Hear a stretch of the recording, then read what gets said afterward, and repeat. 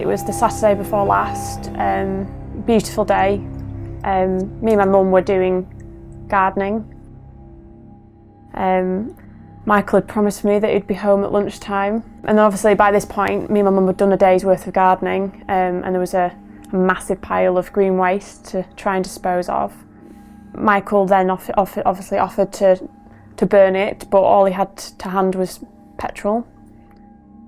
I went to my petrol drum for the lawnmower and threw a bit of petrol all over it, splashed some on, and then walked down the garden and put the drum down.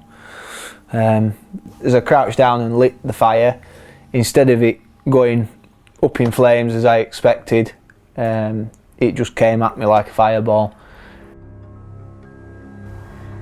To have us both blown off our feet, and obviously quite a way down the bonfire from Michael, to him jumping up, screaming, ripping his t-shirt off, screaming help, and then running into the kitchen to the sink.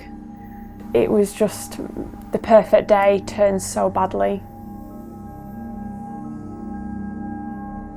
So that was me stood at the kitchen sink with both my arms in the water and my face down. My mum's there putting water all over him.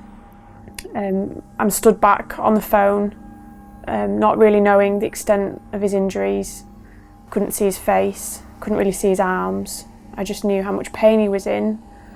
It seemed very quickly that the fire engine came and the ambulance shortly after.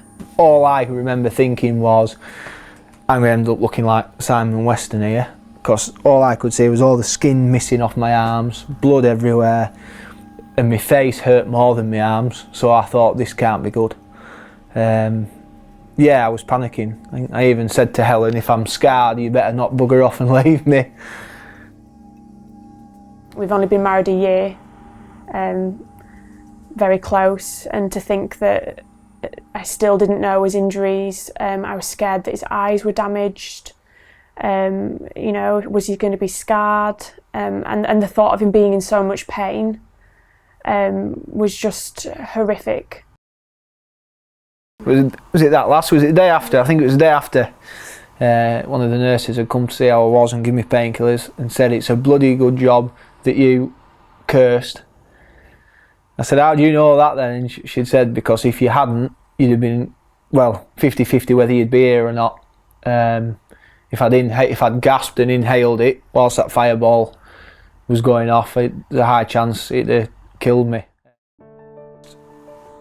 Obviously when it first happened I was in agony, and then when we went back on Wednesday to have it redressed again, I was in agony with it after they'd redressed it, because they'd had to scrub it again before they redressed it. And I've had it took off this morning again and a light dressing put on, but I don't need it on when I'm in the house, so I'm just trying to let it, you know. To look at him now, after only just a week, I mean his recovery rate is amazing. You know, yes, it is sore, but it's manageable. I won't do it again. I knew the risks and I thought I'll be alright, and it's just blasé attitude doesn't do you any good. However alright you think you're going to be, it's not worth it. No, it's not worth it. 9 times out of 10 I might have got away with that, but it only takes once. And it could have been a lot worse. Could have been a lot worse, I could be dead. No, I've been lucky.